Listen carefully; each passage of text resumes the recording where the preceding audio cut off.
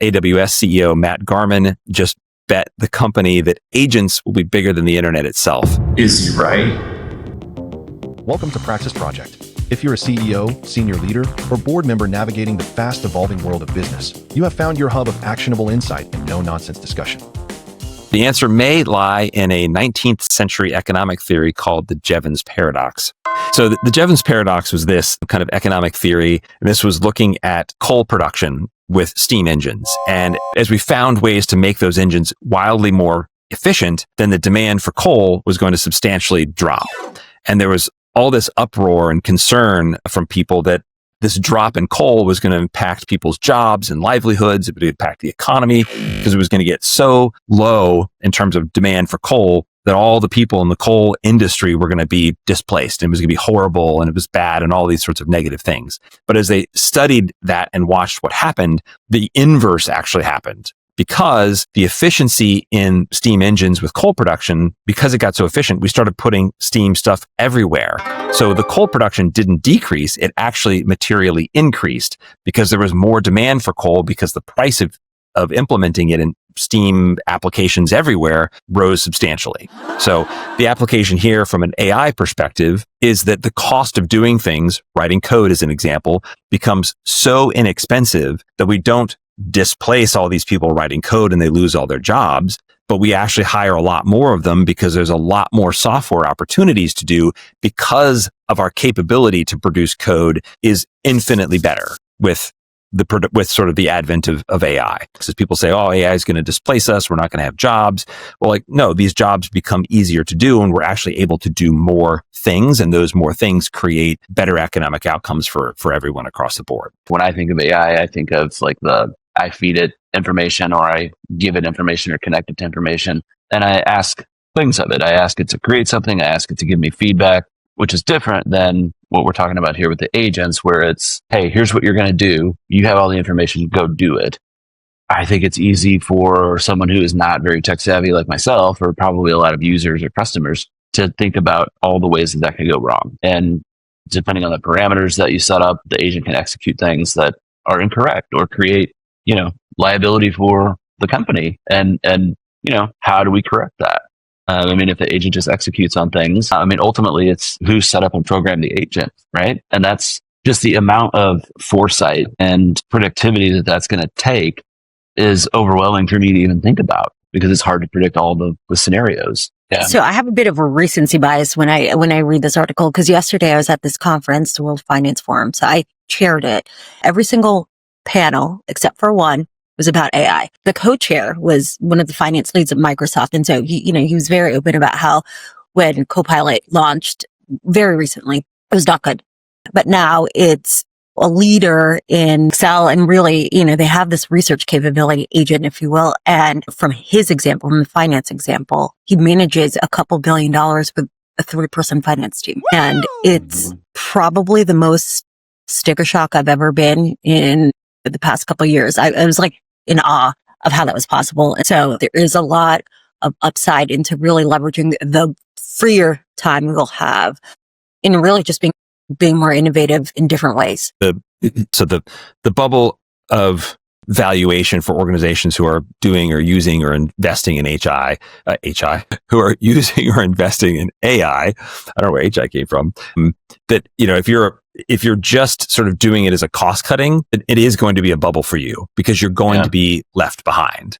Those that will accelerate and advance through this stage are ones that actually see it as the creating and leveraging new capacity, right? It's what AWS was thought some initiative was going to take 30 people 18 months to do. 6 people got it done in like 72 days. That's 24 people over, the better part of more than a year that you've just reduced. Well, don't lay off those 24 people, redeploy them and do 5 times, 6 times more, 10 times more than you thought you could do, right? That's where the real leverage comes in. I think that's kind of what your point, Valerie. Yeah, I think that's exactly right.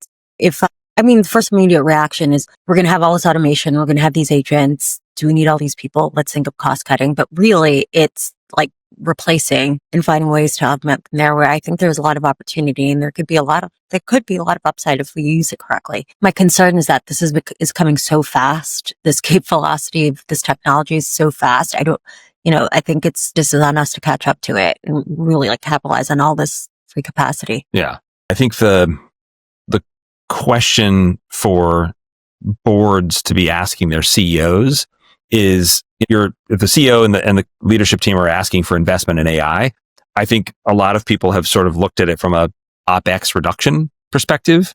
But I think the question they need to be asking is, are you really taking a super agency view of what you're doing? Shifting the way we even look at the work we're doing. So have we actually shifted our workflows and processes in a way that would enable us to leverage incremental capacity through AI?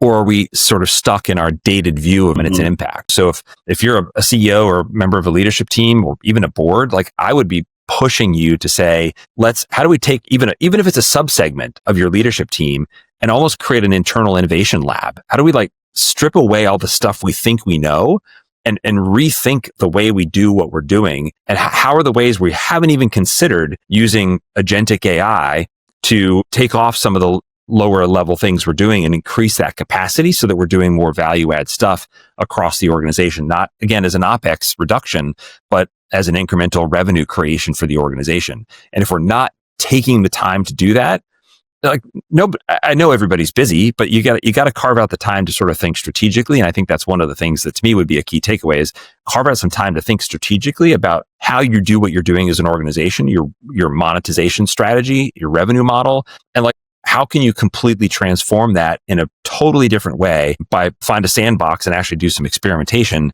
and find ways to create that incremental opportunity. Yeah. Marcus, if you have 100 people today, but those 100 people now each manage, 100 agents, how do people think about liability around that?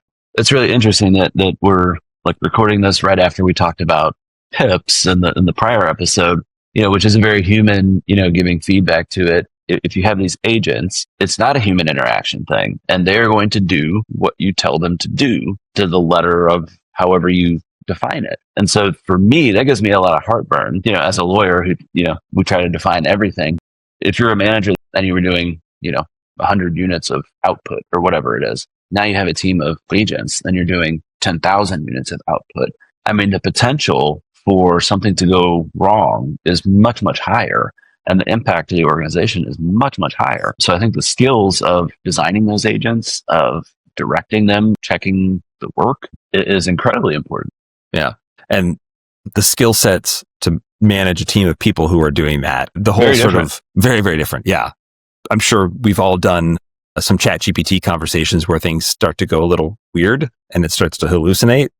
I don't know. Are people going to hallucinate on, customer interactions? And be like, sure, you can have $10,000 back for this $100 pair of jeans you're returning. Right.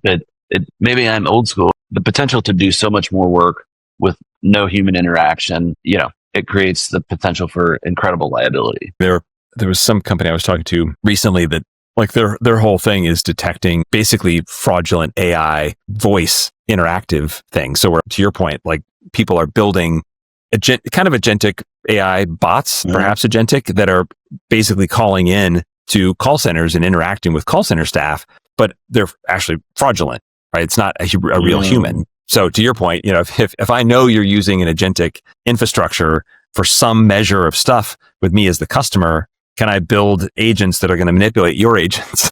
I don't know. Right. Now we've got the war of the agentic agents. I don't know. I guess the thing I keep coming back to is how, everyone says that you want to invest more in AI and they're going to invest more in AI. I think what I keep coming back to is, well, how do you measure that success? Is it in efficiencies gained and less time spent? Or is it in, we're going to reduce headcount and profit more? My own opinion is that making things more efficient opens up broader possibilities. And then let's train agents to do the work of humans so we don't have to pay humans. To me, that seems more limited.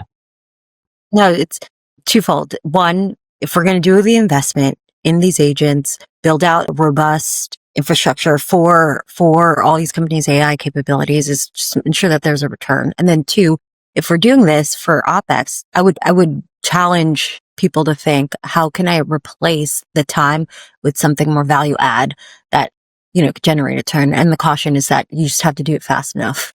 Yeah. Yep. Excellent. Yeah. And I think this is a great moment to look at 2026 and what's your roadmap? What's your plan for 26 as it pertains to AI? And is it more assistants and just co-pilots and ChatGPT conversations? Or are you really looking at your workflows, your processes, your organization, and finding the ways to leverage agentic AI? Again, guardrails and constraints, finding those opportunities to leverage that increased capacity to create incremental revenue and opportunities for your organization and your employees. So, Yeah.